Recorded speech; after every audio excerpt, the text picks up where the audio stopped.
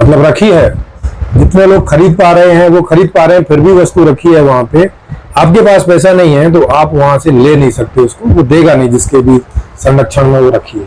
वो क्यों नहीं देगा? क्योंकि उसको भी पीछे पैसे से मिली है, वो दे नहीं सकता, नहीं तो वो लॉस में जाएगा। तो फिर मैंने इसका और थोड़ा सा अध्ययन किया और देखा कि अच्छा, समस्या यही नहीं है, ये आगे तक जा रही है समस्या स्टार्ट होके, कि क्या है कि बिना पैसे के हम मांग नहीं कर पा रहे, क्योंकि बहुतायत लोगों के पास में, अधिकतर लोगों के पास उतना पैसा नहीं है जितना कि उन्हें डेली का खर्च करने का चाहिए, डेली का या घर भर में एक मुश्त चाहिए, वो उनके पास है नहीं अधिकतर लोगों के पास, इसलिए वो इसकी मांग नहीं कर पाते समाज में। अब मांग नहीं कर पाते तो जो लोग प्रोडक्शन में लगे हुए हैं, जितनी भी चीजों की मांग होती है उसके प्रोडक्शन में जो लोग लगे हुए हैं वो उसका प्रोडक्शन करने की सोचते नहीं, क्योंकि वो उतना ही प्रोडक्शन करने की सोचते हैं जितना उन्हें लगता है कि इतना हमारा बिक जाएगा, इतना लोग ले लेंगे।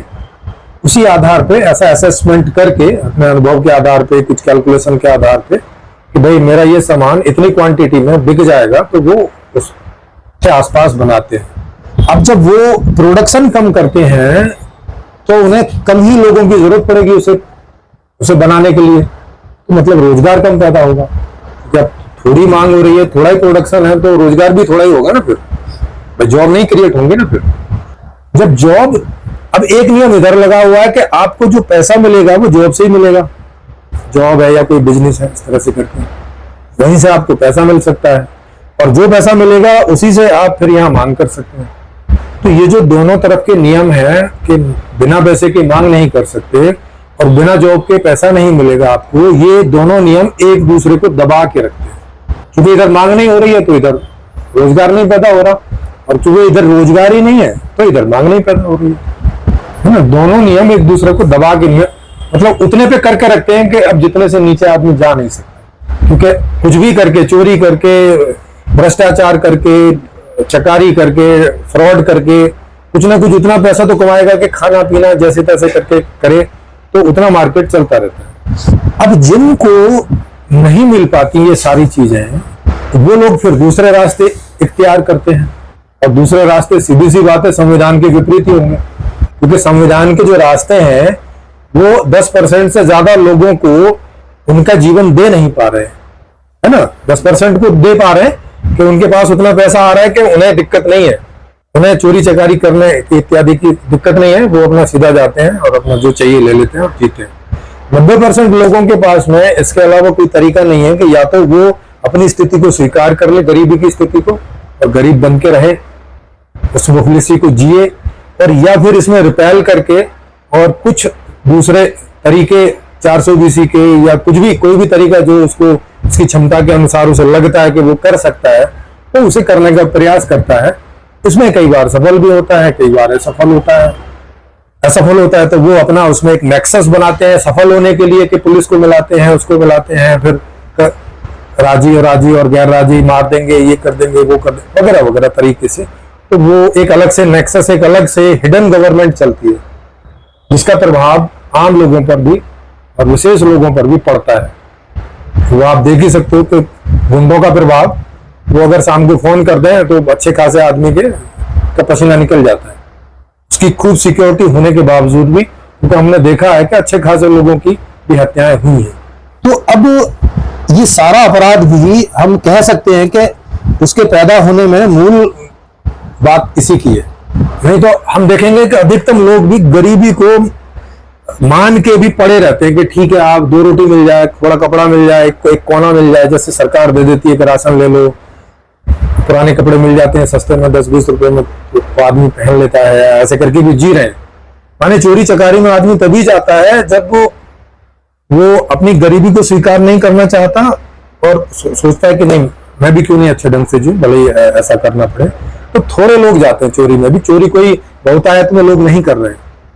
अगर बहुतायत में करेंगे तो फिर बहुत सारी अफरा तफरी मच जाएगी, जो व्यवस्था चल रही है वो भी नहीं चलेगी। इसका जब हम अध्ययन करें तो हमें पता चलता है कि जब तक अर्थशास्त्र की ये सूरत रहेगी तो कुछ नहीं हो सकता। गवर्नमेंट भी बहुत ज्यादा नहीं कर सकती, क्योंकि गवर्नमेंट भी बजट से ही कुछ भी करती है, और उसके पास बजट इसी बात से आता है कि कितनी मांग हो रही है, कितना प्रोडक्शन हो रहा है और कितनी डिलीवरी हो रही है।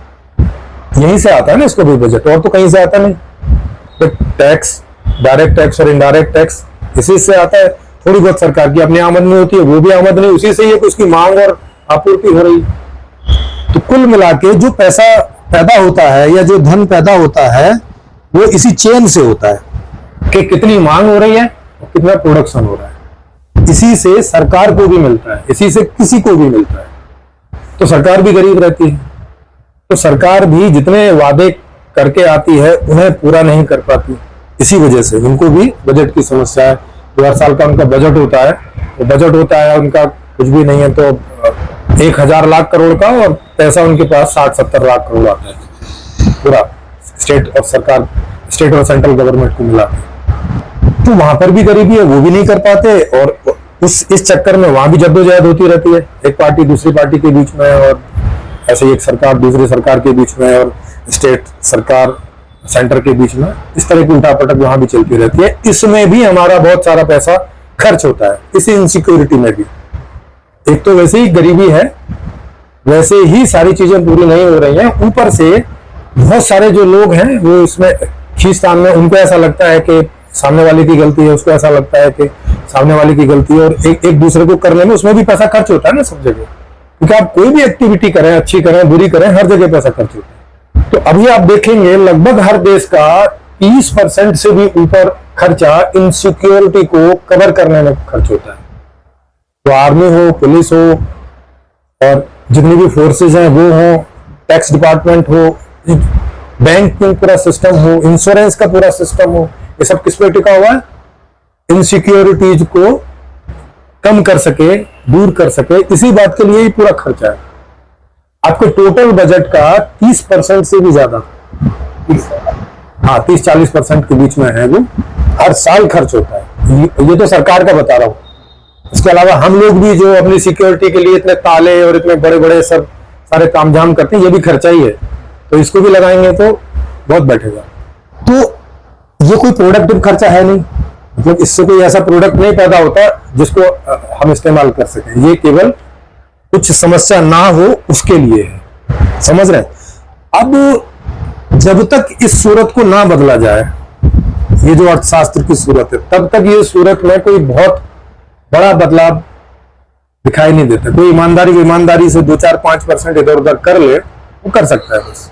तो कोई बहुत ज्यादा ईमानदार आदमी आ गया तो वो चलो भ्रष्टाचार नहीं करेगा तो 2-4% ज्यादा काम कर देगा, है ना। खुद नहीं खाएगा तो सामाजिक काम कर देगा, या खा लेगा तो 2-4% खा लेगा। अब उतने बड़े भारत में वो 1-2% से कोई बहुत फर्क पड़ता नहीं। 70 लाख करोड़ में कितना कोई बजट खा जाएगा? 1-2 लाख, 2-4 लाख, 5 करोड़, कितना होगा ये? तो मुश्किल से 8-10%। तो अब आप इस बात को सोचिए कि जब तक इसका कुछ हम नहीं करते हैं तब तक कोई बहुत बड़ी सूरत में बदलाव दिखने की कोई संभावना मुझे नहीं दिखी। तो मैंने इसका तोड़ निकाला, इसका समाधान निकाला।